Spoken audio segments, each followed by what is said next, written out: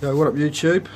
Right, I promised I'd do some voice reviews, so here goes. Bear with me because it's quite new to me, so we'll get there in the end, but just bear with us. As you can see, I want to keep it real. I don't want to give you any false impressions. So you can see the glass is a mess. My sand bed is absolutely horrendous.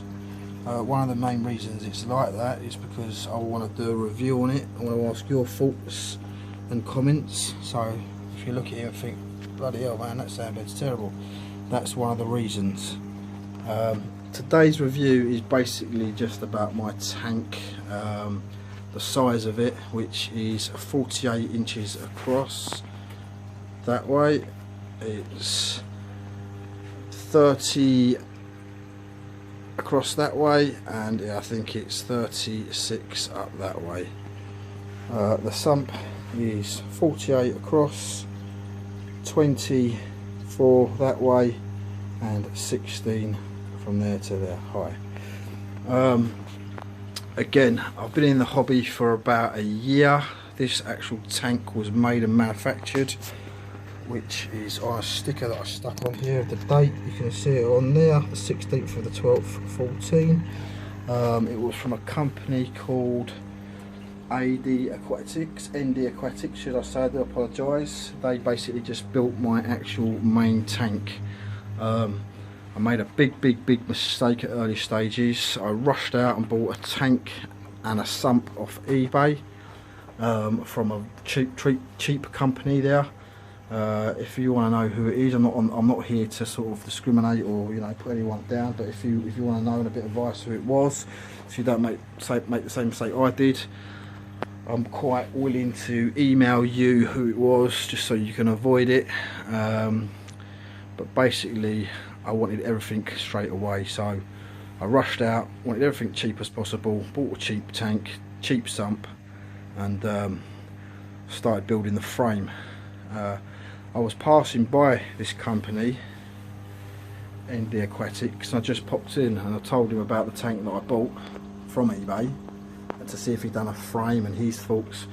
He knew the company well on eBay, and he advised me that that company has caused him endless problems with people coming in with problems. I didn't believe him because I just thought he wanted me to buy a tank from him, so I shrugged him off and walked away. He told me my tank would last about a week. It lasted 24 hours. Basically what he told me was that you need a double layer of glass at the bottom of your tank, and he said I bet mine didn't have it, and I got home and it didn't. Didn't listen to him. Started setting the tank up as you do, built the frame, put the tank on top, kept the sump with it, filled it up with water. Woke up the next morning, the bottom had fell out of it. I went back to ND Aquatics with my towel between my legs. I didn't do it straight away because I didn't have anything at the time. I was just setting the tank up, and work commitments, I sort of got the hump with it. I left it, so I went back there about a month later. I told him what had happened and told him he was right. He laughed at me. He said, how long did it last? I lied to him. I told him it lasted a month, but if I'm honest, and I'm going to be honest on here, it lasted 24 hours. Anyway, he got me a tank made up to the same spec, but not the same spec, obviously, with the bracing, with the extra glass on the rush, because I wanted to start it back up again, and that's where we're at now. What I'm going to do is I'm going to cut to a clip where you see my tank. You see my garden at the moment. See my old tank's just sitting out there with it, with the bottom smashed out of it. So I'll clip that now. Right, here we are in my garden. As you can see, it's pitch black out here.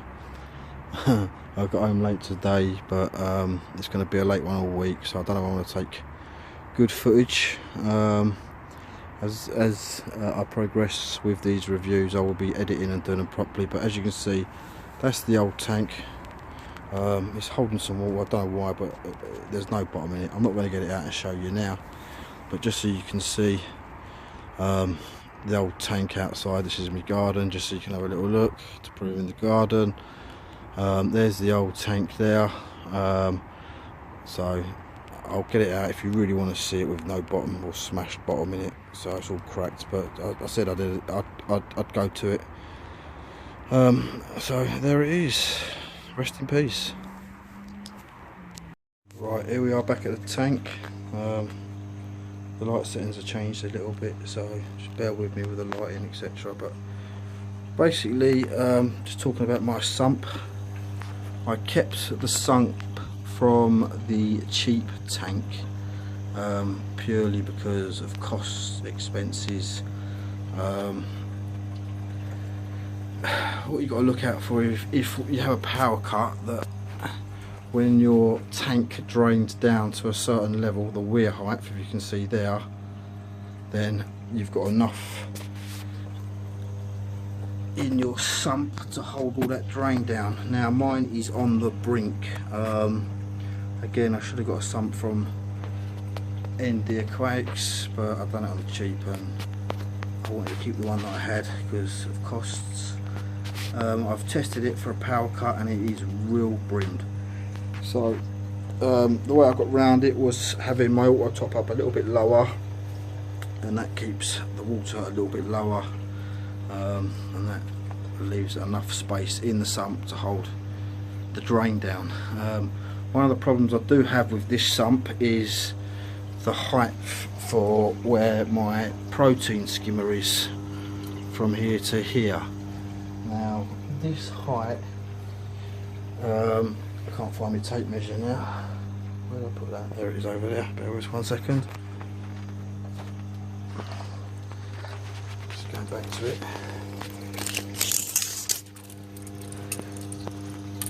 This height is 12, say 13 inches with the water. Now if you Google bubble magnets, what the requirements are for a protein skimmer to work, I'm pretty sure it ain't as high as that. So I've been having problems. Just another thing that you need to look out for, guys, when you're setting up your tank. Just another thing, if you buy your tank all set up already made, then those things will be accounted for if you buy it from a good representative. But I have endless problems with my protein skimmer because it's too deep in water, having to raise it, having to sort of level it out, adjust the speed of the bubbles, etc, etc. Seems to be working fine now. Looks like it's skimming okay to me. But again, that was just another issue that I've had rushing out and buying cheap sump and bits of equipment just to get started. Because like all you guys, I know what it's like. You go down the shop, or you see your mates, or you see it on TV, you see the finished article, and all you want is that finished article. To get from the beginning to the end is a long process, and I would advise, through my mistakes, again, not for everyone, just you know, each to their own, but just I would advise, get your basics right done first, and that'll be your tank, that'll be your sump, that'll be your pumps, that'll be your lighting. Another thing, I've changed my lights 3 times now, because I bought a cheap set first of all. I then upgraded to LEDs, but because of the depth of my tank, it weren't going to give me what I wanted.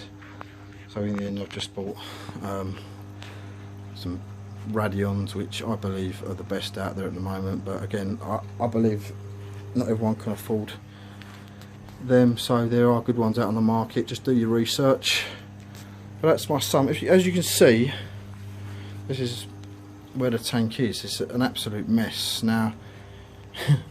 That's due to work commitments, and also I want to do a review. See these buckets of water just for cleaning, that's my auto top up reserve. It's a mess. I've got thoughts how I want to do it, and I want to bring you along the journey to get it all done and in process. Just going back to my tank again, it's got 3 outlets at the top, well not outlets but 3 pipes. One's the return, one's the sump, and one's an overflow. Again, I recommend an overflow because if your return, not your return, but if the one that goes to the sump gets blocked, then you've always got backup means. I don't know if you can see that. I'll show you under in the sump. They come down. I don't know if you can see that. full pipes, it's a bit blurry, do apologise. I've got the return on a T, so it also goes outside for quick water changes, but again that's another review. That's the front of my sump. I'll go through all that, but I want to try and keep this one short and sweet. And like I said, I promised I'd done reviews.